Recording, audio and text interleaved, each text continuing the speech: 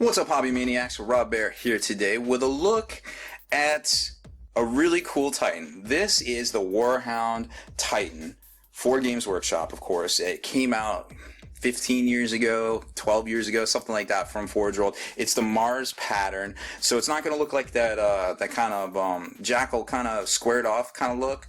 This is more kind of rounded, I guess. The Mars pattern always seems to be more rounded, more artsy. Don't exactly get it because, you know, that's whole Eldar and Taos kind of feel, but nonetheless, it's still a really cool kit. Before we take a closer look at this, though, I would like to invite you to subscribe to this YouTube channel, check out the blog, spikybitsblog.com, and head on over to thelongwar.net. That's the home of the battle reports for exclusive content, early access videos, and more. Become a veteran of the Long War today.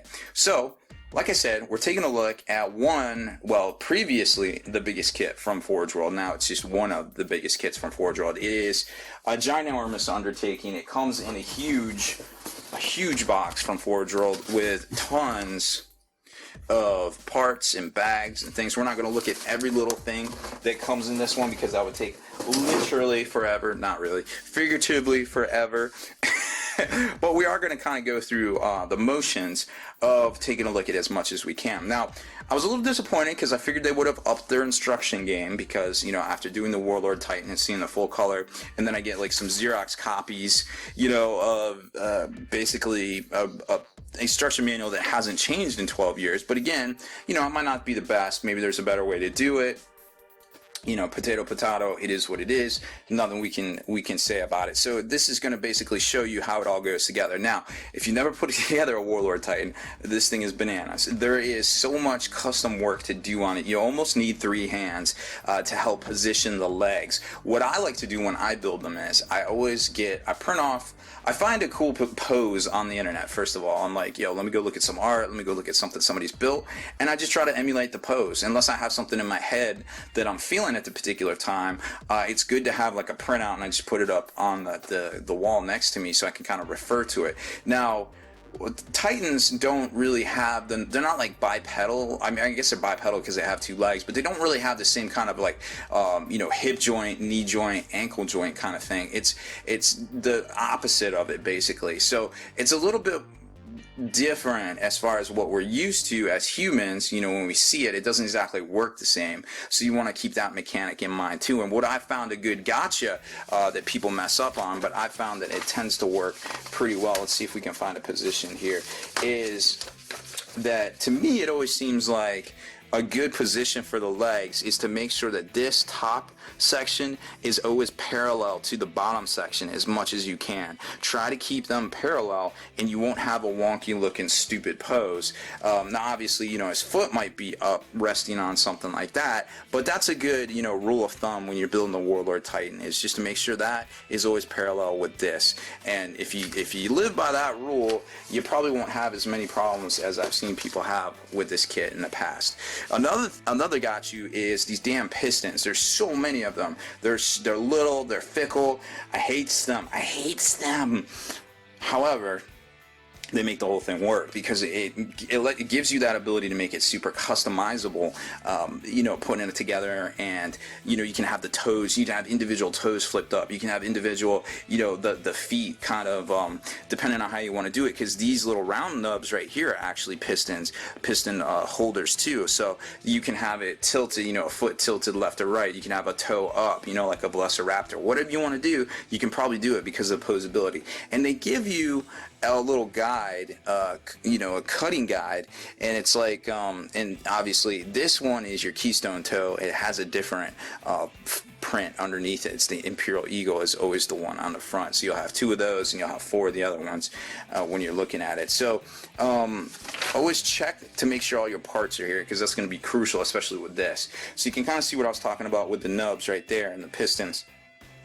The ankle pistons going up from those little round pieces right there.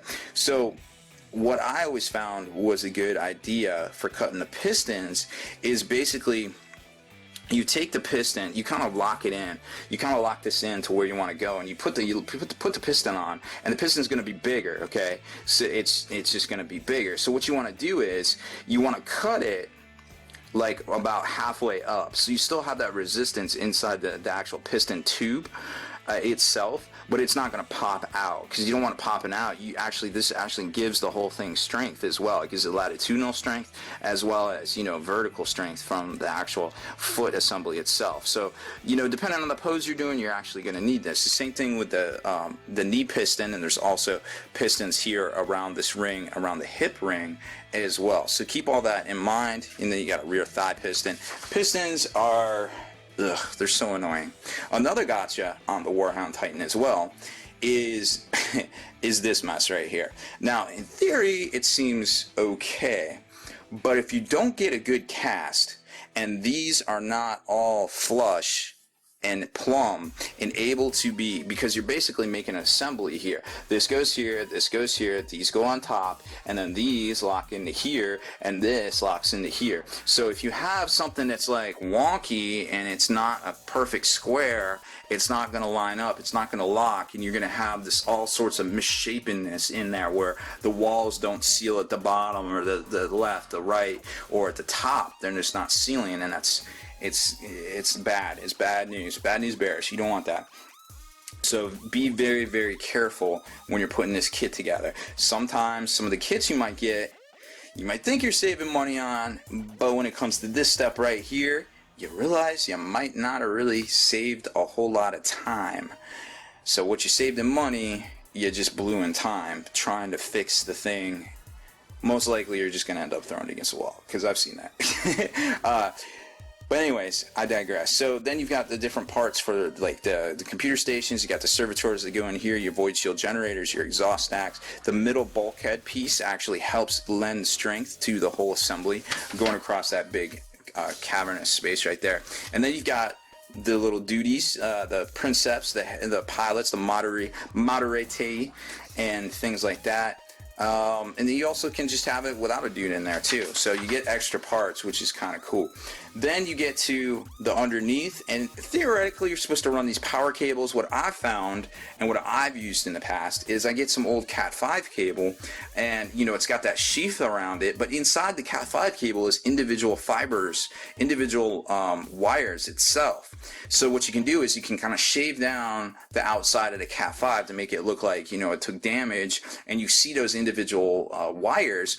And what you can do is you can actually put in the sockets here and kind of like drill it out a little bit so the wire will kind of lock in, and then you can use it. And this thing's actually twistable, whereas this you have to apply heat to the resin parts as well, and it's twistable, and then you can lock it into the spots on whatever weapon you put on there. And that's what's cool about it, is the weapons themselves are really neat because you can switch them all out, but the parts, the little sockets, the cable interface aren't in the same spots. Like on the heavy bolter, they're not in the back. You know, on the turbo laser, they're flush. You know, so you want to be careful. You want to make sure you have enough length, or you have a couple extra cables just to pop in there and do your thing. So you can kind of see how it's supposed to go there. And like I said, if you use Cat 5 cable and you cut, you know, just some random cuts in the outer sheath of the Cat 5 cable, you will expose the fiber bundles within, which look just like this. So it's kind of neat. You can kind of make it look a little worn, a little battle damaged. Then the roof here has the little metal piece. I recommend gluing that in last, you know, doing your painting and then putting that in, because it is an actual steel piece. And then your inside ventilator kind of breathing assembly. And then you've got more void shields there. They show you the different arms, different armor plates. If you're gonna, you know, paint this, I actually recommend not gluing on your armor plates, or your top plate here, your head cockpit plate, and your two side plates here. You can also leave off the upper leg armor, as well as the groin plate right here. Keep those off. You know, you can paint them, because all of this is going to be metal, and then these sections are going to probably be a color depending on what you're going to do. You might have to paint this section up here because it's not separatable, the color as well, or you could just go with, you know, whatever you're feeling.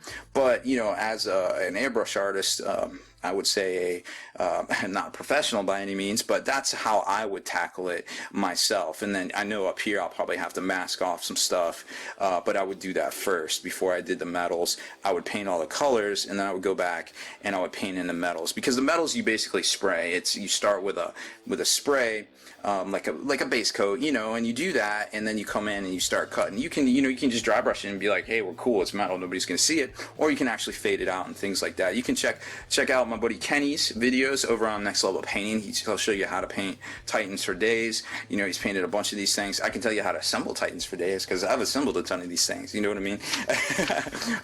And then, well, we already showed that. So also, if you pick up one of these, you'll get a certificate of authenticity from Forge World itself, and then you can see there, this is number 4002. Oh, and a quick note about this particular Titan here. This is my friend Kyle Carrion. He picked this up and he had it shipped to the States for safekeeping. So I was able to do an unboxing of it. Thank you, Kyle. He is in the service, so thank you for being in the service. You know, overseas doing your soldier thing. We definitely appreciate it here.